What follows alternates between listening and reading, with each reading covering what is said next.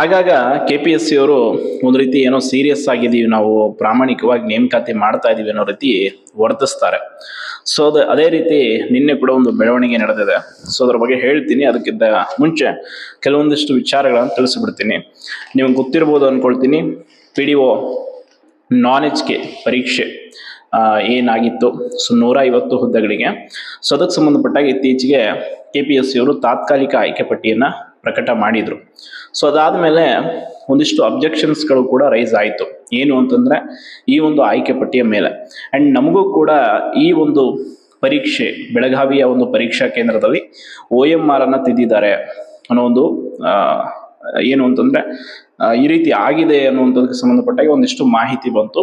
So ಅದಾದ್ಮೇಲೆ ಕೆಲವೊಂದಿಷ್ಟು ಅಭ್ಯರ್ಥಿಗಳು ನನಗೆ ಫೋಟೋಸ್ಗಳನ್ನ, ಕೆಲವೊಂದಿಷ್ಟು ಡಾಕ್ಯುಮೆಂಟ್ಸ್ ಅಂದ್ರೆ ಪತ್ರಗಳನ್ನ ಕಳಿಸಿದ್ರು. ಸೊ ಅದನ್ನ ನಾವು KPSCಗೆ ಆ ಅಭ್ಯರ್ಥಿಗಳಿಂದ ಕೂಡ ಪತ್ರವನ್ನು ಬರ್ಸಿದ್ವಿ ಅಂಡ್ ನಾವು ಕೂಡ ಬರೆದಿದ್ವಿ. ಸೊ ವಿತ್ ಪ್ರೂಫ್ ಏನೇನು ಅವ್ರ ಹತ್ರ ಇರೋ ದಾಖಲೆಗಳನ್ನು ಕೂಡ ಕಳಿಸ್ಕೊಡ್ಲಾಗಿದೆ. ಸೊ ಅದಾದ್ಮೇಲೆ KPSCಯಲ್ಲಿ ಮೊನ್ನೆ 17ನೇ ತಾರೀಕು ಒಂದು ಮೀಟಿಂಗ್ ನಡೆದಿದೆ. ಆ ಮೀಟಿಂಗ್ ಅಲ್ಲಿ ಈ ಆಯ್ಕೆ ಪಟ್ಟಿಯಲ್ಲಿ ಪ್ರಾಮಾಣಿಕವಾಗಿ ಅಭ್ಯರ್ಥಿಗಳ ಆಯ್ಕೆ ಆಗಿಲ್ಲ ಅನ್ನುವಂಥದ್ದು ಇಶ್ಯೂನ ಒಂದಿಷ್ಟು ಜನ ರೈಸ್ ಮಾಡಿದ್ದಾರೆ ನಮಗೆ ಬಂದಿರೋ ಮಾಹಿತಿ ಪ್ರಕಾರ. ಸೊ ಅದರ ಅನುಸಾರವಾಗಿ OMR ಕ್ರಾಸ್ ಚೆಕ್ ಆಗಬೇಕು ಅನ್ನುವಂಥದ್ದು ಒಂದು ಬೇಡಿಕೆ ಬಂದಿದೆ. ಸೊ ಅದಕ್ಕೆ ಈಗ ಯಾರ್ಯಾರೆಲ್ಲ ಈ ಒಂದು ತಾತ್ಕಾಲಿಕ ಆಯ್ಕೆ ಪಟ್ಟಿಯಲ್ಲಿ ಆಯ್ಕೆ ಆಗಿದ್ದಾರೆ, ಸೊ ಆ ಅಭ್ಯರ್ಥಿಗಳ ಒಂದು ಕಾರ್ಬನ್ ಕಾಪಿ ಏನಿರುತ್ತೆ OMRದು, ಸೊ ಅದನ್ನ ಇದೇ ತಿಂಗಳ ದಿನಾಂಕ 24ರ ಒಳಗೆ ಹೋಗಿ KPSC ಕಚೇರಿಗೆ ಖುದ್ದಾಗಿ ಹಾಜರುಪಡಿಸ್ಬೇಕಂತ ಹೇಳಿದ್ದಾರೆ, ಕೊಟ್ಟು ಬರಬೇಕು. ನೋಡಿ, ಇದರಿಂದ ತನಿಖೆ ಆಗತ್ತಾ ಅಂತ ನೀವು ಕೇಳ್ಬೋದು. ನೋಡಿ, 2 ರೀತಿಯ ವಿಷಯಗಳಿದೆ. ಮೊದಲನೆಯದು, ಇವರು ಮುಂಬರುವಂತ ಕಾನೂನಾತ್ಮಕ ತೊಡಕುಗಳಿಂದ ತಪ್ಪಿಸ್ಕೊಳ್ಳೋಕೆ ಒಂದು ಪ್ಲಾನ್, ಅಂಡ್ ಇನ್ನೊಂದು ನಾವು ಈ ರೀತಿ ಮಾಡ್ತಾ ಇದ್ದೀವಿ ಅಂತ ತೋರಿಸ್ಕೊಳ್ಳೋಕೆ. ಬಟ್ ನೈಜವಾಗಿ ಇವರು ಪ್ರಾಮಾಣಿಕವಾಗಿ ಇದನ್ನ ವೆರಿಫೈ ಮಾಡ್ತಾರೆ ಅನ್ನೋದಾಗಿದ್ರೆ PDO HK ಪರೀಕ್ಷೆಯಲ್ಲೂ ಕೂಡ ಸಾಕಷ್ಟು ಅಕ್ರಮ ಆಗಿದೆ. ಅಲ್ಲಿ ನೇರವಾಗಿ ಕ್ವಶನ್ ಪೇಪರನ್ನೇ ಹೊರಗಡೆ ಕೊಡಲಾಗಿತ್ತು. ಸೊ ಅದ್ರ ಬಗ್ಗೆ ತನಿಖೆ ಮಾಡ್ತೀವಿ, ನಮ್ಮಲ್ಲೇ ಒಂದು ಆಯೋಗ ರಚನೆ ಮಾಡ್ತೀವಿ ಏನೇನೋ ಹೇಳಿದ್ರು, ಸಮಿತಿ ರಚನೆ ಮಾಡ್ತೀವಿ, ಅದು ಯಾವುದು ಕೂಡ ಆಗಿಲ್ಲ. ಹಾಗಾಗಿ ನಾವು KPSC ಅವ್ರನ್ನ ಹೆಚ್ಚು ಬಿಲೀವ್ ಮಾಡೋಕ್ಕಾಗಲ್ಲ. ಸೊ ಇದಕ್ಕೆ ಸಂಬಂಧಪಟ್ಟಾಗ ನಾವು ತುಂಬಾ ಜನ ಅಭ್ಯರ್ಥಿಗಳು ಅಬ್ಜೆಕ್ಷನ್ ಲೆಟರ್ಗಳು ಕಳಿಸಿದಂಥದ್ದು ನಮಗೂ ಕೂಡ ಕಳಿಸಿದ್ರೆ, ನಾವು ಕೂಡ KPSCಗೆ ಹಲವಾರು ಅಬ್ಜೆಕ್ಷನ್ ಲೆಟರ್ಗಳನ್ನ ಬರೆದು ಕಳಿಸಿದ್ವಿ. ಸೊ ಅದೆಲ್ಲ ಆಗಿದೆ. ಈಗ OMR ಕ್ರಾಸ್ ಚೆಕ್ ಮಾಡ್ತೀವಿ ಅನ್ನೋ ರೀತಿ ಹೇಳ್ತಾ ಇದ್ದಾರೆ. ಬಟ್ ನಿಜವಾಗ್ಲೂ ಇವರು ಮಾಡೋದೇ ಆದ್ರೆ, ಖಂಡಿತವಾಗಿ OMR ಕ್ರಾಸ್ ಚೆಕ್ ಆದ್ರೆ ಅದರಿಂದ ನಮಗೆ ನ್ಯಾಯ ಸಿಗುತ್ತೆ ಅನ್ನೋಂಥದ್ದು ಡೌಟ್. ಯಾಕೆಂತಂದ್ರೆ ಇಲ್ಲಿ ಬೇರೆ ಬೇರೆ ರೀತಿಯ ಅಕ್ರಮಗಳು ನಡೆದಿದೆ PDO HK ನಾನ್ HK ಪರೀಕ್ಷೆಯಲ್ಲಿ. ಪ್ರಶ್ನೆ ಪತ್ರಿಕೆಯನ್ನೇ ಕೊಡಲಾಗಿದೆ, ಕೆಲವರಿಗೆ ಏನೇನೋ ಮಾಡಿದ್ದಾರೆ, ಕಳ್ಳರನ್ನು ಹಿಡಿತಾರೆ ಅಂತ ನಾವಂತೂ ಬಿಲೀವ್ ಮಾಡೋಕ್ಕಾಗಲ್ಲ. ಸೊ ಸದ್ಯಕ್ಕೆ ಏನಾಗ್ಬೋದಾಗಾದ್ರೆ ನೋಡಿ, KITಯಲ್ಲೂ ಕೂಡ ಕೇಸ್ ಇದೆ, PDOದು ಹಾಕೊಂಡಿದ್ದಾರೆ ಆಸ್ಪಿರೆಂಟ್ಸ್, ಅದು ಕೂಡ ಇದೆ. ಅದರ ಜೊತೆ ಈಗ ಅಂತಿಮ ಆದೇಶಕ್ಕೆ ಒಳಪಟ್ಟು ರಿಸಲ್ಟ್ ಬಿಡಲಾಗಿದೆ. ಅಂದ್ರೆ ರಿಸರ್ವೇಶನ್ ಕೇಸ್ಗೂ ಕೂಡ ಇದಕ್ಕೆ PDOಗ ಎಫೆಕ್ಟ್ ಇದೆ ಲಿಸ್ಟ್ಗೆ. ಸೊ 2ರ ನಡುವೆ ಈಗ ಆನ್ಗೋಯಿಂಗ್ ಪ್ರೊಸೆಸ್ ಒಟ್ಟಾರೆ ಇವರು ಮಾಡ್ತಾ ಇರೋದು ಏನು ಅಂತಂದ್ರೆ, ನಾವೆಲ್ಲೋ ಒಂದ್ ಕಡೆ ಪ್ರಾಮಾಣಿಕವಾಗಿ ಇದೀವಿ ಅಂತೇಳಿ ತೋರಿಸ್ಕೊಳ್ಳೋ ರೀತಿ ಮಾಡ್ತಾ ಇದ್ದಾರೆ ಹೊರತು ನೈಜವಾಗಿ ಪ್ರಾಮಾಣಿಕವಾಗಿ ಇಲ್ಲ. KPSCಯಲ್ಲಿ ಒಂದಿಷ್ಟು ಒಳ ಜಗಳಗಳಿದೆ. ನೋಡಿ, ಇನ್ನೊಂದು ವಿಷಯ ನಿನ್ನೆ ನಾನು ಟೆಲಿಗ್ರಾಮಲ್ಲಿ ಹಂಚ್ಕೊಂಡಿದ್ದೆ.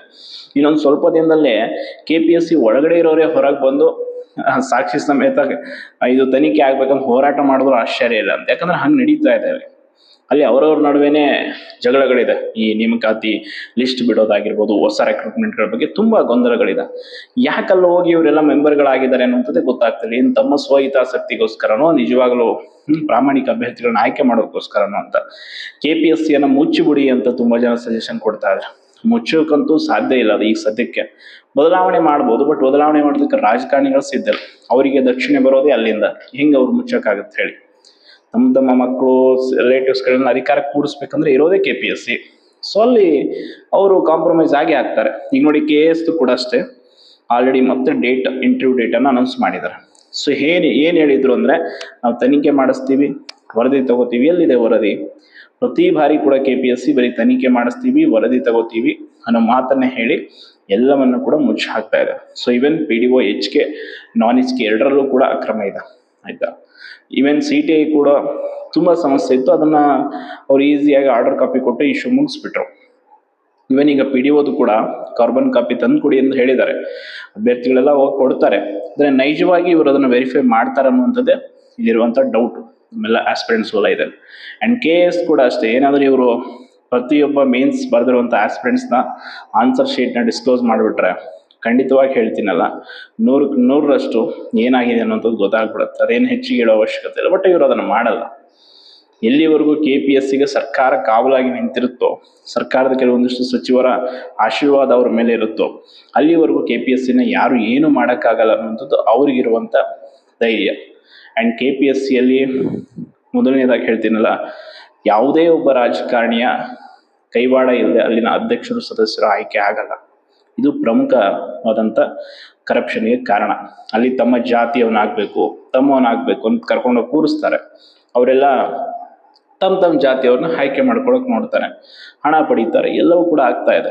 ಇದು ಇವತ್ತಿಂದಲ್ಲ, ದಶಕಗಳಿಂದಲೂ ಕೂಡ ನಡ್ಕೊಂಡು ಬಂದಿರೋದೆ. ಸೊ ಅದಕ್ಕೆ ನಿನ್ನೆ ತುಂಬ ಜನ ಕೇಳ್ತಾ ಇದ್ರಿ, ಸರ್ ಈ ಥರ ಪಡೆಯೋದು ನಾನ್-HK ಪ್ರಾವಿಷನಲ್ ಲಿಸ್ಟ್ ಮೇಲೆ ವೆರಿಫಿಕೇಶನ್ ಮಾಡ್ತಾರಂತೆ, ಅಗೇನ್ OMRದೆಲ್ಲ ಕ್ರಾಸ್ ಚೆಕ್ ಅಂತಲ್ಲ. ಬಟ್ ನೋಡಿ, ಅದನ್ನ ನಾವು ನಮ್ಮ ಪ್ರಯತ್ನ ಏನಿದೆ, ನಾವೇನು ಅಬ್ಜೆಕ್ಷನ್ ಕೊಡಬೇಕಿತ್ತು, ಏನು ಮಾಡಬೇಕು, ತುಂಬ ಜನ ಕೇಳಿದ್ರಿ. ಕಂಪ್ಲೇಂಟ್ ಕೊಡ್ಬೋದಲ್ಲ, ಕಂಪ್ಲೇಂಟ್ ಪೊಲೀಸ್ ಠಾಣೆಯಲ್ಲಿ ಕೊಡೋಕ್ಕಾಗಲ್ಲ. ಇದೊಂದು ಸಾಂವಿಧಾನಿಕ ಸಂಸ್ಥೆ, ನೇಮಕಾತಿ ಆಯೋಗ. ಸೊ ಅವರ ರೀತಿಯಲ್ಲೇ ನಾವು ಹೋಗಬೇಕಾಗುತ್ತೆ. ಅವ್ರಿಗೆ ಅಬ್ಜೆಕ್ಷನ್ ಕೊಡಬೇಕಾಗುತ್ತೆ, ಅವ್ರಿಗೆ ದೂರುಗಳಿದ್ರೆ ಕೊಡಬೇಕಾಗುತ್ತೆ. ಸೊ ಅವರು ಅದನ್ನು ಪ್ರಾಮಾಣಿಕವಾಗಿ ನಿಷ್ಠೆಯಿಂದ ನಿರ್ವಹಿಸಿದರೆ ಮಾತ್ರ ಸಾಧ್ಯ. ಇಲ್ಲ ಅಂತಂದರೆ ನಮ್ಮ ಮೇಡಮ್ ಹೇಳಿದ್ರಲ್ಲ, ಒಂದೇ ಗವಣೆಯಲ್ಲಿ 20 ಜನ ಸೆಲೆಕ್ಟ್ ಆದರು, 10 ಜನ ಸೆಲೆಕ್ಟ್ ಆದರು ಅಂದರೆ ಅದು ಇತಿಹಾಸ ಅದು ಅಂತ. ಹಿಂಗಾಗುತ್ತೆ ನೋಡಿ ಇತಿಹಾಸ.